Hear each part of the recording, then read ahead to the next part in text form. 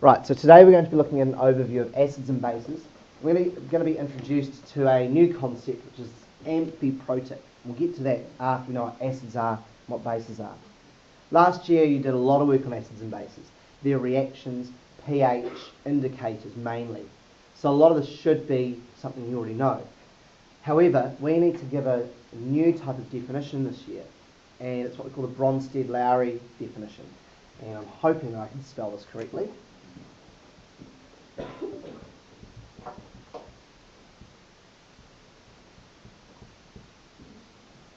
So it's the Bronsted-Lowry definition, and this is the one we're going to try and build to by jotting down what we know about these. So, not giving examples, we know examples of acids: HCl, H2SO4, ethanoic or acetic acid, citric acid, tartaric acid, those last ones being in foods. So we know some examples of acids. That's not what I'm after. What are some of the things that tell us that an acid is an acid? Zach? The H going red on limit. Cool. Turns litmus red. Which is probably why I'm writing in red in this case. So well done. Bertie. Okay, so it can neutralise a base. Anything else? Matt? pH below 7. Great. pH less than 7, and that is why it turns litmus red. Tom? They taste sour. Sour taste, okay? The German word for acid is actually sour, S-A-U-E-R. So, it says I've already described it in their word for them. Thomas? H plus. Okay, so more hydrogens than what? Than hydroxides. Cool. Sorry, I know you prefer Tom. I was just trying to get the differentiation. So there's more hydrogens than hydroxides. Great. Again, that is why they have a pH less than 7, which is why they turn litmus red. Anything else? Sam? Carbonate. What about carbonates? React. What do they make when they react with carbonates? Carbon dioxide. Cool. Okay, so they make CO2 with carbonates. Awesome. Or hydrogen carbonates, of course, so instead of CO3 2 minus, HCO3 minus. That looks pretty complete. Okay, they can be weak and they can be strong. So things like HCl, HNO3, H2SO4 are what we call strong acids. They're also what we call the inorganic acids or the mineral acids, which means they're made from minerals, basically. Then you've got the ones that have got carbon in them: citric acid, ethanoic acid, those sorts of things, which are weak. And that's why they can be used for foods, because they don't do quite as much damage. That's a pretty good overview. So basically, an acid is something that has a pH less than 7, or has more hydrogen ions than it has hydroxide ions if we put it in solution. So that's a pretty good definition. Unfortunately, it wouldn't be enough for us this year. What we need to do is look at the reactions. And whenever acids react, they actually are always doing one thing in common. No matter what else they've got, they've always got H plus ions that they can lose to make a salt when they react. So the Bronsted-Lowry definition is actually really simple. Acids are what we call proton donors. What that means is that when you react them with something or dissolve them in water, they will release an H plus ion. Now I'm going to show a dissolving in water of ethanoic acid, CH3COOH. This last H is what makes this an acid. If I put it in water, then it will donate that to the water, making what we call the ethanoate ion, CH3COO minus, and this other thing which you may not have met before called the hydronium ion. Hydronium. It's water with an extra H plus on it. H plus itself doesn't really exist in a solution. It attaches itself to water molecules to make the hydronium ion. Okay, so this is our nice little definition. It's a nice two-word one. Acids are proton donors, and then an equation to show me what I mean. That it's donating the hydrogen to the water. It could be donating that hydrogen to a carbonate to make water plus carbon dioxide. It could be donating it to a hydroxide to make water, that sort of thing. Okay. Alright, so that's us looking at acids. Let's jump across to bases.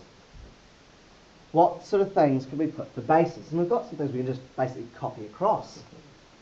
Brickley. Bitter. Actually, to be honest, they aren't really bitter ones. This is more to do with how they feel. They feel soapy. Okay? And the reason for that is that they react with the oils in your skin to actually make soap. Not equal to 7, but I do like the above bit. So the pH is above 7. Well done. Okay, anything else? Okay, so we're going to go OH minus is greater than H plus. Well, now we know it's H3O plus, but that's all right. Tom? They neutralise acids. They neutralise acids.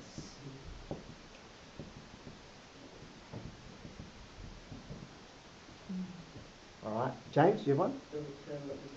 Brilliant. So we can see they're pretty much opposites, aren't they? What else? Do they have any special reactions that we haven't got up there? Matt? Reacts with fat to form soap. Oh, fantastic. Okay, so it can be used to make soap. Normally only strong ones for that, okay? The other thing I'm going to just chuck in there that's not there is this is things like oven cleaners. They're often called caustic. Okay, it's the description you'll see on everyday items. They're called caustic. So just be aware of that. Not all bases dissolve in water, by the way. Most acids do, but not all bases dissolve in water. Does anyone know the word we use for a water-soluble base? Starts with A. Tom? Alkaline. Cool. So the word we use here is that we describe them as alkaline. So the ones that dissolve in water are called alkaline. That means they basically give off a hydroxide ion. The ones that don't dissolve in water, that are bases, you don't see the bases until they react. They don't do anything until they react. Right, definition time. Well, yeah, okay, the things with a pH greater than 7 and all that sort of thing. Again, not good enough for this level. So, looking at this one, if they're proton donors, what do we think these might be called? Gina? Fantastic. Proton receivers or acceptors? I'll put both because I think that was a really good word for you to use. Okay? So they will take them off something else. The best thing for me to show you this would probably be to do the reaction with ammonia. You'll notice I'm sticking with equilibrium ones, so I'm looking at things that are weak. Alright? That'll come later in the topic. So ammonia, when it reacts in water, it also dissolves, by the way, because it's polar, but it reacts as well as dissolving. We'll take a hydrogen off water. So water's actually acting as an acid in this case. And it makes NH4 plus, the ammonium ion, and releases hydroxide ions, which comes back to here, hydroxides being higher than hydrogens. Now the one thing I haven't chucked into these definitions, because I wanted to make it both, is that you need to know about things called conjugates. If this is the acid, then this is its conjugate base. Sorry, I haven't quite left myself enough room there. So this is what we call a conjugate base. It is the base that is produced when an acid reacts. So, knowing that, ammonia must have a conjugate acid. What is the conjugate acid in the ammonia reaction? The one on your right hand side. Ammonium. Fantastic. So this here is ammonium is ammonia's conjugate acid. Well, hang on. In both of these, that must mean that water is acting as a base here because it's accepting a hydrogen. So if water is acting as a base here, hydronium must be its conjugate acid because it's turned into something that can lose a hydrogen. So you can see that everything pairs up. So water is acting like a base here. What is water acting like here? An acid. Very good. So it's acting like a base and like an acid depending on what you react it with. Water is not the only example of something that can do this. Water's the neutral example of something that can do this, but there are other things as well. And these are things that we call amphiprotic. If you think of something like amphibious, means it can go in both water and land. An amphitheatre or amphitheatre, you have to act in every direction because it's circular. That sort of thing. So the prefix amphi or amphi means both. And protic is to do with proton or H+. So it can both accept or donate a hydrogen ion or a proton. As I say, water is our most obvious example because I've used it in both of these reactions here. There is another really cool one though, and it's a base. But it's a base that can be used to react with acids or bases. It just reacts better with acids than it does with bases. And that one is the hydrogen carbonate ion or bicarbonate ion. If I react it with water, then it can go in two ways. So I'm going to do two equilibrium arrows there because it's got two possible reactions. If I treat water like a base, so it can accept, so the water is going to accept the proton, then it can take this H plus off HCO3 and it will make carbonate ions and the hydronium ion. So that's one possibility. Okay. So that would be this acting as an acid because it's donating a proton to make its conjugate base, which is the carbonate ion. And water acts like a base, making its conjugate acid, hydronium. However, because this thing has a negative charge, it can also accept an H plus to make a molecule. So it could go this way. And if that was the case, then H2O has to act like an acid and donate its hydrogen.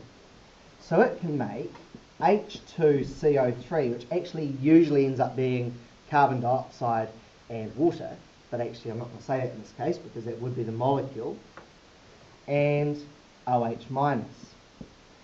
Now actually when you get to level 3 you'll learn that this one is the reaction that happens more often than this one, and this is how this equilibrium system here is how the pH of your blood is controlled, so that no matter what you eat or whatever gets absorbed into your blood stays at a relatively stable pH so that you don't die. Because if the pH of your blood changes, then you can't absorb oxygen into the heme group quite as well, and other things like that go bad. So this equilibrium, which by the way is based around carbon dioxide, so it's stuff you have in your body anyway, this equilibrium system here, this amphiprotic system, is basically one of the key things for keeping you alive. So just to do a bit of a summary. By the Bronsted-Lowry definition, an acid is a proton donor, which means that it gives away an H plus to something else. There are all these other things you need to know about it from last year, but the definition is that they are proton donors, and you would include an example of that, an equation of that in your definition. Bases are proton acceptors or proton receivers, as we were told, which is great. Again, lots of things you need to know about it. In your definition, you need to show that in an equation. Some things like water can be both acids and bases by this definition, so we call them amphiprotic. Water is a special case because not only is it amphiprotic, it's neutral. But there is another one that I've put here, hydrogen carbonate, which is amphiprotic, but it's actually a base. So don't think that amphiprotic things are always going to be neutral. When describing what an amphiprotic substance or species is, you need to be able to show it acting as an acid and a base in a chemical equation as part of your explanation. So from here, I'd like you to have a look at a couple of reactions of acids. We've got some ethanoic and we've got some hydrochloric up here. And have a look at the difference between the reactions and the similarities between those. So next we can start looking at acid and base strength.